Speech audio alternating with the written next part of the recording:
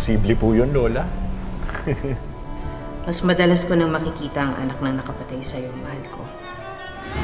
Pag-usapan natin ito para mo ng awa kami. Sarap po! Chef!